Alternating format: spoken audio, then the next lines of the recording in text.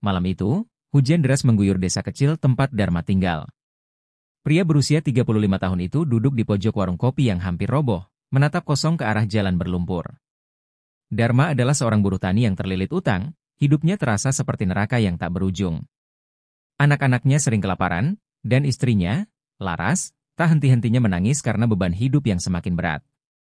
Di tengah keputusasaan seorang pria tua bertubuh kurus dengan mata tajam seperti ular menghampirinya.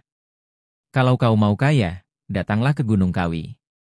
Aku bisa bantu," ibisi Kisarpin dengan suara serak yang membuat bulu kuduk berdiri.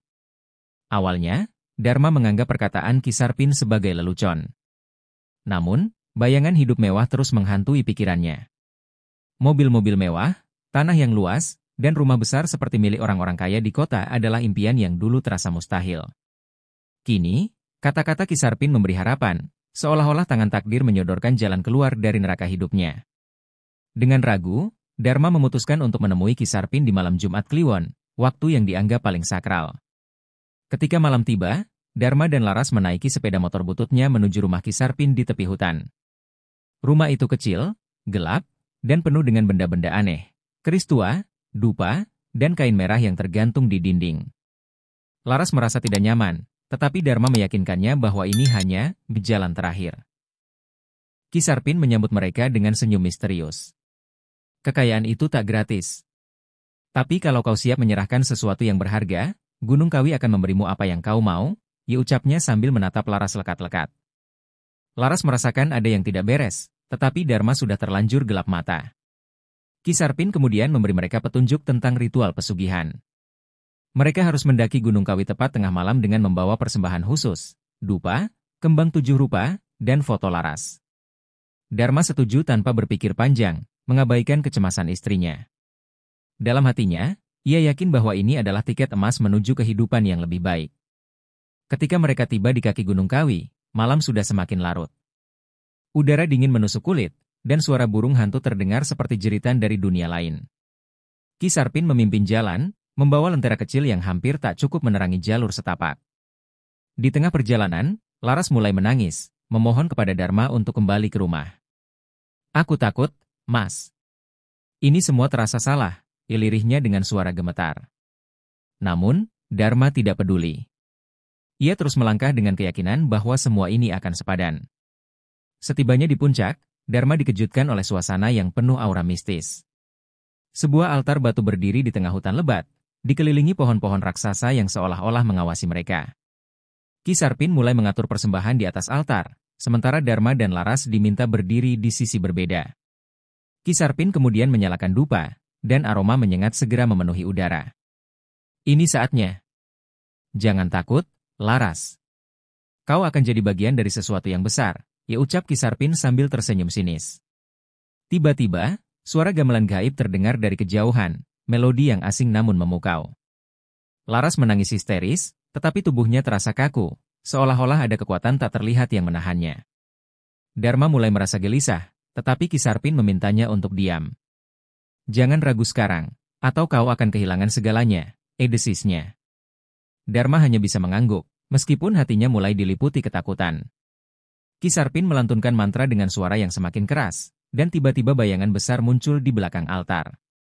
Sosok itu berbentuk seperti raksasa hitam dengan mata merah menyala. Laras berteriak ketakutan, tetapi suaranya segera lenyap. Dalam sekejap, tubuh Laras tersedot ke dalam bayangan itu, meninggalkan Dharma yang membeku di tempatnya. "Dia telah diterima. Kekayaanmu akan segera datang," kata Kisarpin tanpa ekspresi. Ketika mereka turun dari gunung, Dharma mendapati bahwa segalanya telah berubah. Di depan rumahnya yang reot kini berdiri sebuah villa megah dengan pagar besi hitam. Sepeda motor bututnya telah berganti menjadi mobil mewah yang berkilauan di bawah sinar bulan. Namun, di balik semua itu, Dharma merasa ada yang hilang. Tangisan Laras masih terngiang di telinganya, dan bayangan raksasa itu terus menghantui pikirannya. Dharma mendapatkan kekayaan yang ia impikan, tetapi dengan harga yang tidak pernah ia bayangkan. Malam itu, Dharma tidak bisa tidur. Villa mewahnya terasa kosong, dan suara gamelan gaib terus terdengar samar-samar di telinganya, seolah-olah memperingatkan bahwa kekayaan ini hanyalah awal dari kutukan panjang yang harus ia tanggung. Kekayaan Dharma datang dengan sangat cepat, bahkan terlalu cepat untuk dicerna akal sehat. Hanya dalam waktu beberapa minggu setelah ritual di Gunung Kawi, Dharma memiliki tanah di mana-mana. Mobil-mobil mewah berjajar di garasi, dan villa megahnya menjadi buah bibir warga desa. Namun, malam-malam Dharma dipenuhi mimpi buruk. Ia selalu terbangun dengan keringat dingin, seolah-olah Laras sedang memanggilnya dari balik bayangan gelap. Suara tangis istrinya, samar namun menusuk, terus menghantui pikirannya. Pada malam Jumat Kliwon berikutnya, Dharma mendapati villa megahnya berubah aneh. Cermin-cermin di dalam rumahnya mulai memantulkan bayangan yang tidak seharusnya ada. Di salah satu kamar, ia melihat siluet Laras berdiri diam, memeluk seorang anak kecil. Namun, ketika ia mendekat, bayangan itu lenyap. Dharma mengira dirinya mulai gila, tetapi Kisarpin datang dan berkata, itu hanya peringatan. Kau harus memenuhi janjimu. Janji apa? Dharma terdiam, mencoba mengingat perkataan Kisarpin saat di puncak Gunung Kawi. Perlahan-lahan, ia ingat bahwa ritual pesugihan itu tidak berhenti hanya pada Laras. Kekayaanmu akan bertambah seiring tumbal yang kau persembahkan, suara Kisarpin terngiang-ngiang di kepalanya. Dharma mulai gemetar. Ia tidak pernah membayangkan bahwa satu tumbal akan membawa tumbal berikutnya. Ketakutannya menjadi kenyataan ketika pada tengah malam, seorang pria tua misterius muncul di mimpinya. Pria itu mengenakan pakaian tradisional Jawa lengkap dengan belangkon hitam, matanya tajam menatap Dharma. Tumbal berikutnya harus istrimu yang kedua, ucap pria itu dengan suara berat. Dharma terbangun dengan jantung berdegup kencang. Istri kedua? Dharma bahkan belum memiliki istri lagi. Namun, takdir seolah dipercepat oleh kekuatan gelap. Beberapa hari kemudian, seorang wanita cantik bernama Ratri muncul di hidup Dharma. Wanita itu bekerja sebagai pengusaha kecil di pasar desa, tetapi tiba-tiba saja jatuh cinta pada Dharma tanpa alasan yang jelas. Perasaan itu begitu mendalam hingga Ratri rela meninggalkan segalanya untuk menjadi istri kedua Dharma. Dharma tahu ini bukan kebetulan. Kekuatan gaib dari Gunung Kawi telah bekerja untuk mempersiapkan tumbal berikutnya. Di malam pernikahan mereka, suasana terasa ganjil. Semua tamu yang hadir mengatakan pesta itu megah, tetapi mereka tidak menyadari aura dingin yang menyelimuti tempat itu. Saat malam semakin larut, suara gamelan gaib kembali terdengar. Dharma mencoba mengabaikannya, tetapi tubuhnya gemetar. Ratri, yang mengenakan kebaya putih, tiba-tiba berubah pucat dan mulai berbisik lirih. Aku tidak ingin mati, Mas. Dharma terkejut. Bagaimana Ratri tahu? Apakah dia juga merasakan kehendak dari dunia lain? Ketika tengah malam tiba, bayangan hitam besar muncul di luar jendela villa. Bayangan itu berbentuk seperti ular raksasa dengan mata merah menyala. Dharma membeku di tempat, sementara Ratri menjerit ketakutan. Suara gamelan semakin keras, dan sosok ular itu perlahan merangkak masuk melalui dinding seperti asap hitam pekat. Dengan kecepatan kilat, tubuh Ratri tersedot oleh kekuatan itu. Tidak ada yang tersisa kecuali gaun kebayanya yang kini tergeletak di lantai tanpa pemilik. Kekayaan Dharma bertambah lagi. Sebidang tanah di tepi kota tiba-tiba menjadi miliknya tanpa ia ketahui asal-usulnya. Mobil baru muncul di garasinya, dan rekening banknya penuh dengan angka-angka yang sulit dipercaya. Namun, Dharma semakin tersiksa. Setiap malam, ia mendengar suara Ratri dan Laras, menangis bersama dari lorong-lorong rumahnya yang dingin. Kisarpin kembali mengunjunginya, kali ini dengan wajah yang lebih dingin. Kau telah menerima kekayaan, tetapi jangan lupa. 8 tumbal harus kau berikan. Kau tidak bisa berhenti di tengah jalan, Dharma. Jika kau berhenti, mereka akan menagihmu, ucapnya tanpa belas kasihan. Dharma merasa tubuhnya lemas, seperti terperangkap dalam lubang yang tidak memiliki jalan keluar. Malam itu, Dharma duduk di ruang tamu yang gelap, memandangi villa megahnya yang terasa seperti penjara. Kekayaan yang ia impikan kini berubah menjadi kutukan. Ia sadar, perjalanan menuju kekayaan ini baru dimulai, tetapi harganya lebih tinggi daripada yang bisa ia tanggung. Dalam keheningan, ia berbisik, berapa lama aku harus hidup dengan dosa ini? Namun, jawaban itu tidak pernah datang, kecuali dari suara lirih yang mengerikan di dalam kepalanya. Sampai semuanya diambil. Dharma duduk di ruang tamunya yang kini tak lagi terasa seperti rumah. Villa megah itu dipenuhi kekosongan, dingin, dan keheningan yang mencekam. Malam itu, ia berusaha melupakan semua teror dengan meneguk minuman keras, tapi rasa takut terus menyusup ke dalam pikirannya.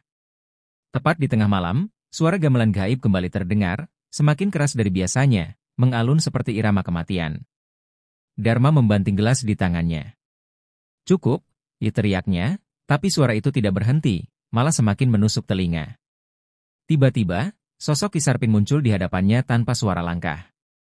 Pria tua itu berdiri dengan tatapan tajam, tangannya memegang tongkat yang ujungnya dihiasi ukiran kepala naga. Dharma, ucapnya dingin, kau telah berjalan terlalu jauh untuk berhenti.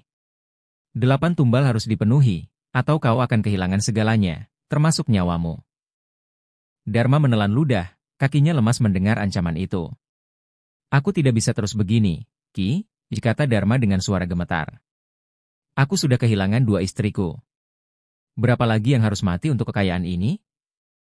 Ki Sarpin hanya tersenyum tipis, lalu menjawab dengan nada dingin, kekayaan datang dengan harga. Jangan berpikir untuk melawan. Jika kau mencoba menghentikan perjanjian ini, arwah-arwah mereka akan datang menjemputmu. Dharma tahu bahwa tidak ada jalan keluar. Ia telah mengikat dirinya pada kekuatan gelap yang tak mungkin dilepaskan. Di malam berikutnya, Dharma kembali diganggu mimpi mengerikan. Dalam mimpinya, ia berada di tengah hutan gelap di lereng Gunung Ciremai. Pohon-pohon besar di sekitarnya tampak hidup, bergerak dengan ranting yang menyerupai tangan. Di tengah hutan itu, ia melihat sosok Laras dan Ratri berdiri mematung, mengenakan kebaya putih yang kini kotor oleh tanah. Wajah mereka pucat dengan mata kosong, dan mereka memanggilnya dengan suara yang terdengar seperti ribuan bisikan, "Imas, kami menunggu teman." Saat terbangun, Dharma terengah-engah, tubuhnya basah oleh keringat dingin. Ia merasakan kehadiran sesuatu di kamarnya. Ketika ia menoleh ke arah cermin besar di sudut ruangan, ia melihat pantulan sosok Ratri yang berdiri di belakangnya. Rambutnya acak-acakan, wajahnya pucat, dan matanya menatap Dharma dengan kebencian mendalam. Namun, ketika Dharma berbalik, tidak ada siapa-siapa. Hari-hari berikutnya, Dharma mulai mengalami hal-hal aneh. Mobil mewahnya seringkali berhenti tiba-tiba di jalan tanpa alasan, meskipun sudah diperiksa oleh mekanik terbaik. Para pekerja di tanah-tanahnya mulai mengundurkan diri satu persatu, mengatakan bahwa mereka merasa diawasi oleh sesuatu yang tidak terlihat. Bahkan, beberapa dari mereka mengaku mendengar suara gamelan di malam hari, meski tidak ada acara apapun di area tersebut. Ki Sarpin kembali, kali ini membawa kabar yang lebih mengerikan. Tumbal berikutnya harus kau siapkan segera. Jika tidak, arwah yang telah kau persembahkan akan datang mencabut jiwamu. Dharma ingin marah, ingin melawan, tapi tubuhnya terasa lemah setiap kali Ki Sarpin berbicara. Bagaimana aku bisa mencari istri baru? Kau tahu ini bukan hal yang mudah, diprotesnya. Ki Sarpin tersenyum tipis dan berkata, kau tidak perlu mencari. Mereka akan datang sendiri, seperti yang sudah-sudah. Benar saja, keesokan harinya, seorang wanita bernama Sari muncul di hidupnya. Sari adalah seorang janda muda yang cantik, baru pindah ke desa itu bersama anak kecilnya. Anehnya, ia langsung tertarik pada Dharma, meski desas-desus tentang villa berhantu itu sudah menyebar ke seluruh desa. Dharma tahu, ini ulah kekuatan gelap yang sedang bekerja. Hatinya bergejolak antara menerima Sari sebagai istri ketiga atau melarikan diri dari semua ini. Namun, malam sebelum ia memutuskan, Sari datang ke villa tanpa undangan.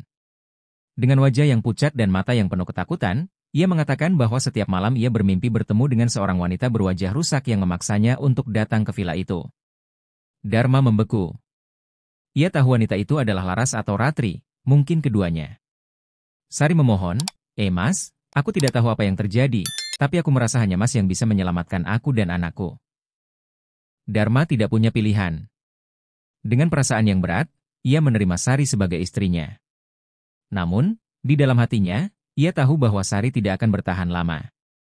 Tumbal berikutnya sudah ditentukan, dan Dharma hanya bisa menunggu malam ketika bayangan ular raksasa itu kembali datang untuk menjemput korban. Kini, ia mulai menyadari satu hal yang pasti, tidak ada jalan keluar dari perjanjian ini. Semua hanya masalah waktu, sampai kegelapan menelan segalanya. Malam itu, langit di atas villa Dharma dipenuhi awan gelap, seolah alam turut merasakan kengerian yang sedang berlangsung. Angin berhembus kencang, membawa aroma tanah basah yang bercampur bau anyir. Di dalam villa, Dharma duduk termenung di ruang tamu, ditemani oleh Sari yang memeluk anaknya erat. Perasaan gelisah tak bisa mereka hindari. Suara gamelan gaib kembali terdengar, kali ini lebih keras, seakan bergema dari dinding villa. Dharma memejamkan mata, berharap suara itu hanya ilusi, tapi Sari yang pucat pasti bertanya dengan suara gemetar, Mas, itu suara apa? Kenapa seperti ada yang mendekat? Tiba-tiba, pintu utama villa terbuka dengan keras, padahal tak ada angin yang cukup kuat untuk melakukannya. Bayangan besar menjalar dari luar, berbentuk tubuh ular yang melata menuju mereka. Sari menjerit ketakutan, memeluk anaknya lebih erat. "Jangan keluar kamar, Sari," teriak Dharma, tapi kakinya sendiri berat untuk bergerak. Bayangan ular itu terus mendekat, membesar hingga memenuhi ruangan, menciptakan aura dingin yang menusuk tulang.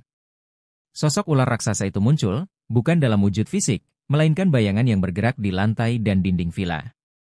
Matanya merah menyala seperti bara api, dan suara desisnya seperti ribuan bisikan penuh amarah.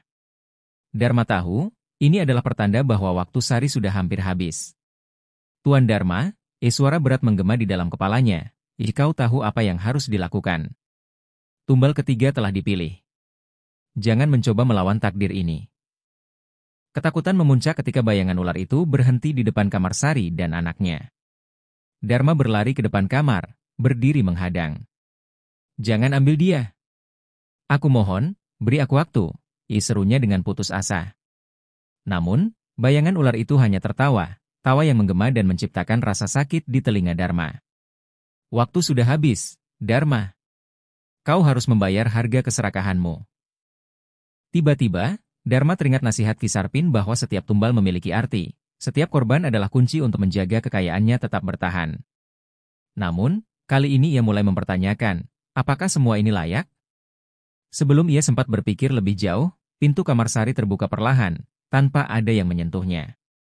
Sari berdiri di sana, matanya kosong, wajahnya dipenuhi air mata yang mengalir tanpa henti. "Mas, aku tahu aku dipilih. Aku tahu mimpi-mimpi itu bukan sekadar mimpi." Sari melangkah maju dengan perlahan, meninggalkan anaknya yang menangis memanggil namanya. "Ibu, jangan pergi."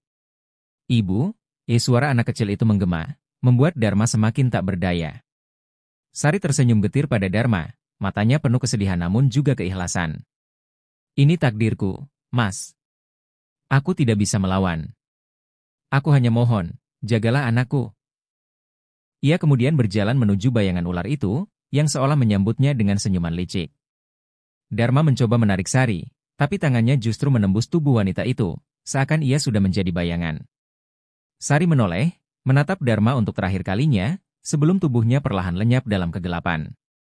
Ular raksasa itu melilit bayangannya, menghilang bersama suara gamelan yang semakin melemah, hingga akhirnya lenyap sepenuhnya. Ruangan menjadi sunyi, hanya terdengar suara tangis anak kecil yang memanggil ibunya. Ki Sarpin muncul di ambang pintu villa, wajahnya dingin tanpa ekspresi. "Tumbal ketiga telah diambil. Kekayaanmu aman untuk sementara, Dharma. Tapi ingat, masih ada 5 yang harus kau berikan. Jangan berpikir untuk melawan, atau kau akan menjadi tumbal berikutnya." Dharma tidak menjawab, hanya menatap kosong ke arah pintu kamar yang kini terasa seperti gerbang menuju neraka. Dalam diam, Dharma merasakan beban dosa yang semakin berat. Kekayaannya memang tetap utuh, mobil-mobilnya masih terparkir di garasi, tanahnya masih luas, tapi harga yang ia bayar adalah nyawa orang-orang yang mencintainya. Namun, jauh di dalam hatinya, Dharma tahu, ia sudah terperangkap terlalu dalam. Jalan kembali sudah tertutup, dan ia hanya bisa berjalan maju, meski dengan bayang-bayang kematian yang terus menghantuinya. Pagi itu, villa Dharma diselimuti kabut tebal yang terasa menyesakkan. Udara dingin seperti menusuk tulang, dan suasana mencekam masih tersisa setelah malam penuh teror. Dharma duduk di teras dengan tatapan kosong, menggenggam sebuah cincin emas yang pernah ia berikan kepada Sari. Kenangan akan istrinya kini hanya tinggal bayangan, membuat dadanya terasa semakin berat. Di sudut matanya, ia melihat Ki Sarpin berdiri di halaman, menatap lurus ke arah gunung yang menjulang di kejauhan. "Dharma," dipanggil Ki Sarpin dengan suara parau. "Sudah saatnya kau mengetahui rahasia di balik semua ini. Kau harus bersiap, karena perjalanan berikutnya akan lebih berat." Tanpa banyak kata, Ki Sarpin mengajaknya berjalan ke sebuah hutan yang terletak di kaki Gunung Ciremai. Hutan itu gelap, meskipun matahari telah tinggi. Pohon-pohon tua dengan akar mencuat seperti tangan yang mencengkeram tanah, dan di dalamnya terasa ada sesuatu yang mengawasi. Mereka berhenti di depan sebuah batu besar berwarna hitam pekat, yang terlihat berbeda dari apapun yang pernah Dharma lihat. Batu itu memancarkan hawa dingin dan bau kemenyan. Ki Sarpin duduk bersila di depan batu, lalu menyalakan dupa. Batu ini adalah pintu gerbang antara dunia manusia dan dunia gaib. Disinilah kau membuat perjanjian awal, Dharma. Dan disinilah kau akan mendapatkan jawaban tentang apa yang kau hadapi. Dharma menatap batu itu dengan ngeri. Tiba-tiba, bayangan ular yang ia lihat tadi malam muncul di permukaan batu, bergerak seperti hidup. Dalam hitungan detik, bayangan itu berubah menjadi wajah Sari, dengan mata kosong dan bibir yang bergerak-gerak seperti ingin mengatakan sesuatu. Dharma, kenapa kau biarkan aku pergi? Ibisik suara yang lirih namun jelas terdengar di telinganya. Dharma mundur beberapa langkah, tubuhnya gemetar. Ini bukan Sari. Ini hanya permainan mereka, teriaknya. Ki Sarpin tidak bereaksi. Ia terus membakar dupa, dan batu itu mulai memancarkan cahaya merah redup. Dari dalam batu, suara-suara aneh mulai terdengar, seperti ratapan ribuan orang yang tersiksa. Dharma menutup telinganya, tapi suara itu terus mengiang di kepalanya. Ini adalah jiwa-jiwa yang telah menjadi tumbal, Dharma, kata Ki Sarpin dengan dingin. Dan mereka ingin kau tahu, bahwa penderitaan mereka akan menjadi penderitaanmu jika kau melawan perjanjian ini. Tiba-tiba, tanah di sekitar mereka bergetar, dan sebuah tangan hitam dengan kuku tajam mencuat dari bawah batu. Dharma menahan napas saat sosok itu muncul sepenuhnya. Itu adalah makhluk setengah manusia, setengah ular, dengan mata merah menyala dan lidah bercabang. Tuan Dharma, makhluk itu berbicara dengan suara berat yang bergema. Kekayaanmu adalah berkah dari kami, tapi jangan pernah lupa bahwa setiap berkah harus dibayar dengan nyawa. Siapkan tumbal keempat, atau kau sendiri yang akan menjadi milik kami. Makhluk itu menghilang secepat ia muncul, meninggalkan Dharma yang terduduk lemas. Ki Sarpin berdiri, menatapnya dengan mata tajam. Tumbal berikutnya akan lebih sulit, Dharma. Kau harus memilih seseorang yang benar-benar dekat denganmu. Karena semakin besar ikatan, semakin kuat energi yang dihasilkan. Dharma hanya bisa mengangguk pelan, tak sanggup menatap Ki Sarpin. Ketika mereka kembali ke villa, Dharma merasa ada sesuatu yang berubah. Villa itu terasa lebih dingin, lebih sunyi. Anak Dharma, yang biasanya ceria, duduk di sudut dengan mata menatap kosong. Ia memeluk boneka kecilnya erat-erat, seperti mencoba melindungi diri dari sesuatu. Ayah, ucapnya pelan, ibu bilang dia kedinginan. Ibu bilang dia tidak bisa pergi sendirian. Ucapan anak itu membuat Dharma merasakan darahnya berhenti mengalir. Ia tahu, Sari tidak benar-benar pergi. Jiwanya terperangkap dalam siklus mengerikan ini, dan pesan itu adalah peringatan bahwa ia tidak akan pernah bisa melarikan diri. Namun, di tengah ketakutannya, Dharma juga merasakan sesuatu yang lain, amarah. Untuk pertama kalinya, ia mulai berpikir untuk melawan, meskipun ia tahu risikonya adalah kematian. Malam itu, Dharma duduk termenung di ruang kerjanya, memandangi lilin kecil yang menyala di atas meja. Villa yang biasa terasa megah kini berubah menjadi perangkap dingin yang penuh kengerian. Suara-suara samar terdengar dari sudut-sudut gelap, seperti bisikan makhluk tak kasat mata yang terus memanggil namanya. Anak Dharma sudah tertidur, namun tidurnya tampak gelisah, terus menggeliat seolah sedang dikejar mimpi buruk.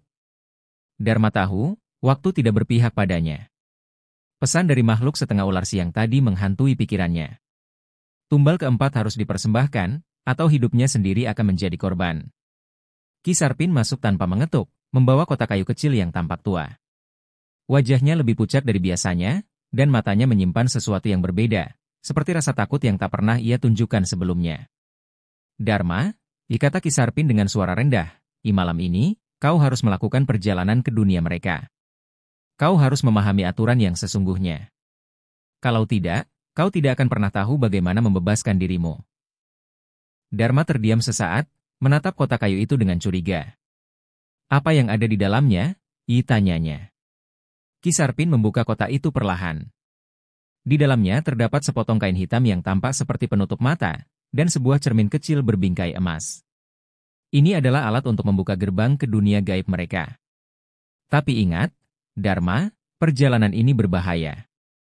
Jika kau gagal kembali sebelum fajar, tubuhmu akan menjadi kosong, dan mereka akan mengambil alih hidupmu. Dharma tahu tidak ada jalan lain. Dengan hati berdebar, ia mengikuti instruksi Ki Sarpin. Ia mengenakan kain hitam itu sebagai penutup mata dan memegang cermin emas erat-erat. Ki Sarpin membacakan mantra dengan suara monoton, dan perlahan, Dharma merasakan tubuhnya menjadi ringan. Rasanya seperti tertarik ke dalam pusaran yang tak terlihat. Suara Ki Sarpin semakin jauh, digantikan oleh suara angin kencang yang membawa aroma kemenyan dan darah. Ketika Dharma membuka matanya, ia sudah berada di tempat yang sangat berbeda. Langit di atasnya berwarna merah gelap, dan tanah di bawah kakinya terasa hangat, seperti daging yang hidup. Di sekelilingnya, berdiri pohon-pohon besar dengan cabang yang berbentuk tangan manusia, meraih ke arahnya.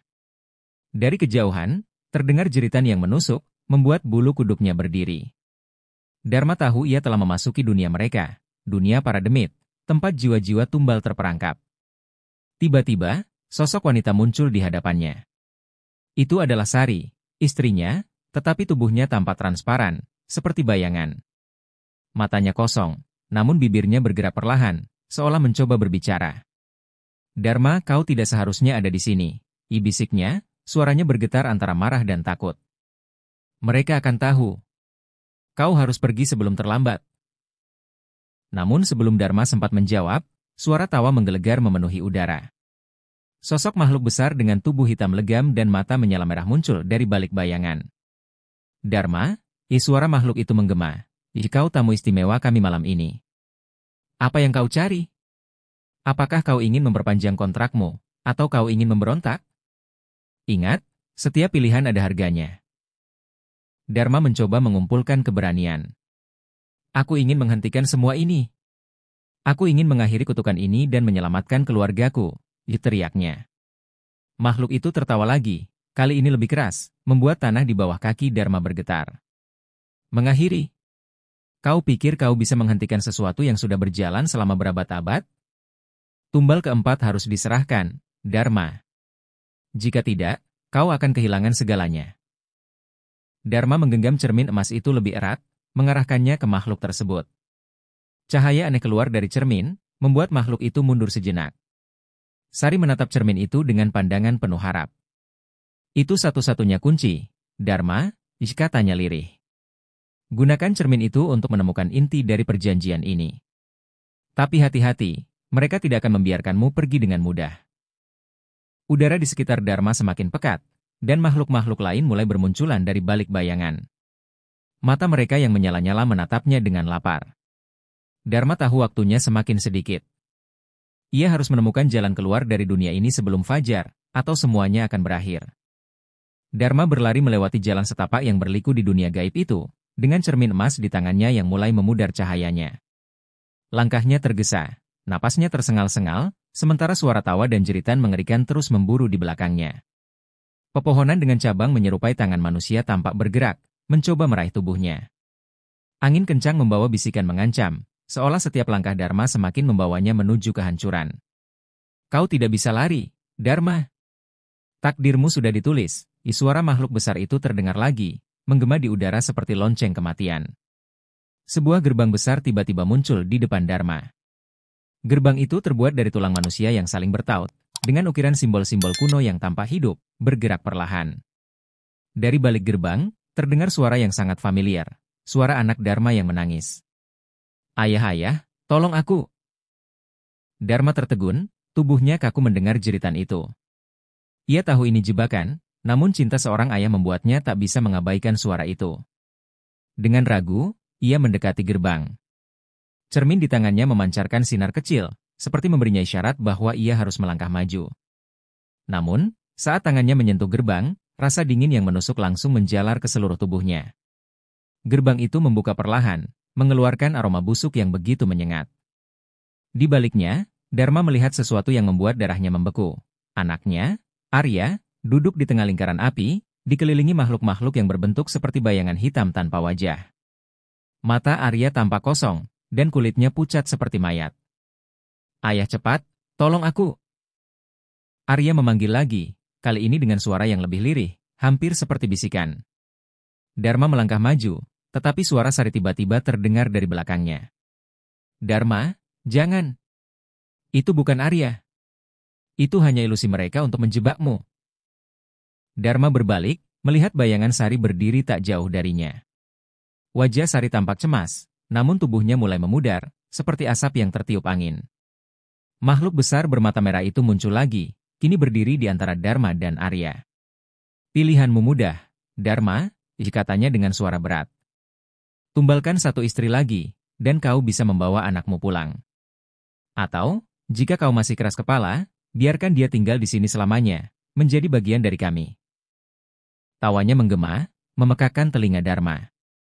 Dharma menggenggam cermin itu dengan kedua tangannya, mencoba mengarahkan sinarnya ke makhluk itu. Namun, cermin itu tak lagi memancarkan cahaya seperti sebelumnya. Apa yang kau tunggu, Dharma? Makhluk itu mendekat, suaranya penuh ejekan. Cermin itu tidak akan menyelamatkanmu. Kekuatan kami jauh melampaui apa yang bisa kau bayangkan. Dharma memejamkan matanya, mencoba mengingat semua yang Kisarpin katakan sebelumnya. Inti dari perjanjian ini, inti dari perjanjian ini. Gumamnya. Ia membuka matanya dan menatap langsung ke makhluk itu. Aku ingin melihat inti dari kontrak ini. Aku ingin tahu apa yang sebenarnya terjadi, diteriaknya dengan suara penuh keberanian yang tersisa. Makhluk itu terdiam sesaat, lalu tertawa keras. Kau ingin melihat inti dari perjanjian ini? Baiklah, aku akan menunjukkan padamu. Dengan sebuah gerakan tangannya, tanah di sekitar Dharma mulai retak, dan sebuah lubang besar terbuka. Dari dalam lubang itu, keluar sebuah gulungan naskah tua yang terbakar di ujung-ujungnya. Gulungan itu melayang ke arah Dharma, terbuka di depan matanya. Di sana tertulis nama-nama semua istri Dharma yang telah menjadi tumbal, dengan darah segar yang menetes dari setiap huruf. Dharma gemetar melihat naskah itu. Ia sadar bahwa ini lebih dari sekadar perjanjian biasa. Ini adalah kontrak abadi yang mengikat seluruh keluarganya. Untuk mengakhiri ini, kau harus menandatanganinya dengan darahmu sendiri, kata makhluk itu dengan nada puas. Namun, ingat, jika kau melakukannya, nyawamu akan menjadi milik kami. Dharma menatap naskah itu dengan mata penuh kebencian. Ia tahu ini adalah permainan terakhir mereka, dan ia harus memilih dengan hati-hati. Di antara jeritan Arya, bayangan Sari yang memudar, dan tawa makhluk-makhluk gaib itu, Dharma merasa waktu semakin menipis. Ia harus mengambil keputusan, dan ia tahu bahwa apapun pilihannya, tidak akan ada jalan untuk kembali. Dharma berdiri di hadapan gulungan naskah itu, yang kini melayang-layang dengan aura mengerikan. Dari ujung-ujungnya, api kecil menari-nari, seolah siap membakar siapa saja yang berani menyentuhnya. Di sekitar Dharma, tanah terus bergemuruh, seperti dunia gaib itu tidak sabar menunggu keputusannya. Arya yang terjebak dalam lingkaran api terus menangis, sementara suara makhluk besar itu kembali bergema. Tanda tangani, Dharma. Dengan darahmu, semuanya akan selesai. Anakmu akan bebas, kekayaanmu akan utuh, dan kau hanya perlu menyerahkan nyawamu. Namun, Dharma tahu bahwa menyerahkan nyawanya bukanlah solusi. Ia ingat pesan Kisarpin yang berulang kali menekankan, jangan pernah bermain sesuai aturan mereka. Aturan itu hanya akan mengikatmu lebih kuat. Dharma menatap naskah itu dengan penuh kebencian. Tangannya yang memegang cermin emas kini bergetar, sementara cermin itu hanya memancarkan sisa-sisa cahaya kecil, hampir redup sepenuhnya. Tiba-tiba, suara Sari kembali terdengar, meski semakin lemah. Dharma, jangan menyerah. Ingatlah alasanmu bertarung. Ingat keluarga kita. Ingat anak-anak kita. Dharma menoleh, melihat bayangan Sari yang semakin transparan, seolah akan lenyap kapan saja. Gunakan hati nuranimu, Dharma. Mereka tidak pernah bisa menang melawan cinta yang tulus. Makhluk besar itu tampak murka. Cukup dengan gangguan ini, diteriaknya sambil melambaikan tangannya, dan bayangan Sari langsung terhapus seperti debu ditiup angin. Dharma tertegun, tetapi kemarahan dan kesedihannya hanya memperkuat tekadnya. Ia menatap makhluk itu dengan mata penuh perlawanan. Aku tidak akan menyerahkan nyawaku, dan aku tidak akan mengikuti permainanmu. Makhluk itu tertawa keras, suaranya bergema seperti petir yang memecahkan langit. Kau tidak punya pilihan lain, Dharma. Jika kau menolak, anakmu akan menjadi milik kami selamanya. Suasana semakin mencekam.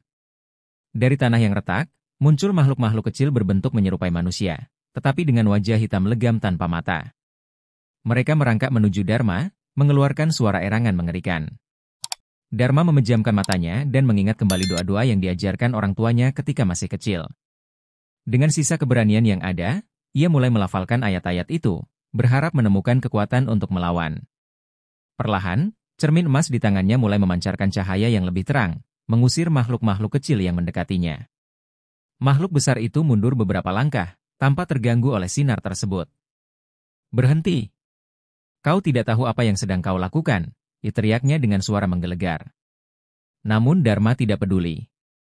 Ia terus membaca ayat-ayat itu dengan lantang, hingga akhirnya cermin di tangannya memancarkan sinar yang begitu terang, menerangi seluruh dunia gaib itu. Naskah yang melayang di hadapannya mulai terbakar oleh cahaya tersebut. Tulisan-tulisan dengan darah segar di naskah itu perlahan memudar, dan api di lingkaran tempat Arya terjebak mulai padam. Makhluk besar itu meraung kesakitan, tubuhnya mulai retak seperti kaca yang pecah. Tidak. Ini tidak mungkin. Kau melawan takdirmu. Dharma terus melangkah maju, mengarahkan cermin itu ke makhluk tersebut. Tubuh makhluk itu akhirnya meledak menjadi abu, menghilang bersama tawa dan jeritan para makhluk kecil di sekitarnya. Saat semuanya tampak hening, Arya jatuh pingsan di tanah. Dharma berlari dan memeluk anaknya, air mata mengalir deras di pipinya. Namun, sebelum ia bisa bernapas lega, tanah di bawahnya mulai berguncang lagi, lebih hebat dari sebelumnya. Sebuah suara yang lebih besar dan lebih mengerikan dari sebelumnya muncul dari balik kegelapan. Kau pikir ini sudah selesai, Dharma? Kau hanya melawan bayanganku. Inti dari kegelapan ini masih menunggumu. Dharma memeluk Arya dengan erat, sementara cermin di tangannya mulai retak. Ia tahu pertempuran ini belum berakhir. Ia telah menghancurkan sebagian kekuatan mereka, tetapi untuk benar-benar bebas, ia harus menghadapi sesuatu yang jauh lebih besar dan lebih menakutkan, sang pemilik kontrak itu sendiri. Dunia gaib di sekitarnya mulai runtuh, tetapi Dharma hanya punya satu tujuan, melindungi Arya, apapun yang terjadi. Dharma menggenggam erat Arya yang masih pingsan di pelukannya, tubuhnya mulai gemetar melihat retakan besar yang muncul di langit dunia gaib ini. Tanah di bawahnya terus berguncang, dan suara-suara aneh semakin mendekat, semakin keras. Cermin emas di tangannya, yang sebelumnya bersinar terang, kini mulai memudar kembali. Dharma tahu, apa yang baru saja dihancurkan hanyalah bagian dari kekuatan besar yang tersembunyi dalam kontrak ini. Namun, ia tidak punya waktu untuk berpikir panjang. Setiap detik adalah pertaruhan nyawa. Suara itu datang lagi, semakin dekat, dan kali ini lebih mengerikan. Kau tidak bisa lari, Dharma, terdengar suara berat yang menakutkan dari balik kegelapan yang semakin meluas. Kau telah menghancurkan bagian kecil dari kekuatan kami, tapi inti dari labirin ini masih hidup. Jika kau ingin bebas, kau harus menembusnya. Dunia gaib itu semakin memburuk, seperti terperangkap dalam sebuah dimensi terkutuk yang tidak memiliki ujung. Dharma merasa seolah-olah dirinya berada di dalam sebuah labirin kegelapan yang tak berujung, dengan makhluk-makhluk yang semakin mendekat. Setiap langkah Dharma terasa semakin berat, tubuhnya seperti ditarik oleh kekuatan tak terlihat. Angin dingin bertiup kencang, membawa aroma busuk yang semakin pekat. Bahkan cahaya yang dipancarkan oleh cermin emas itu, kini hanya memantulkan bayangan-bayangan gelap yang menyeramkan. Apa yang kau inginkan, Dharma? Apakah hidupmu lebih berharga daripada hidup anakmu? Suara itu kembali terdengar, kali ini lebih mengejek dan penuh ancaman. Dharma menatap sekelilingnya, mencoba menemukan jalan keluar dari labirin ini.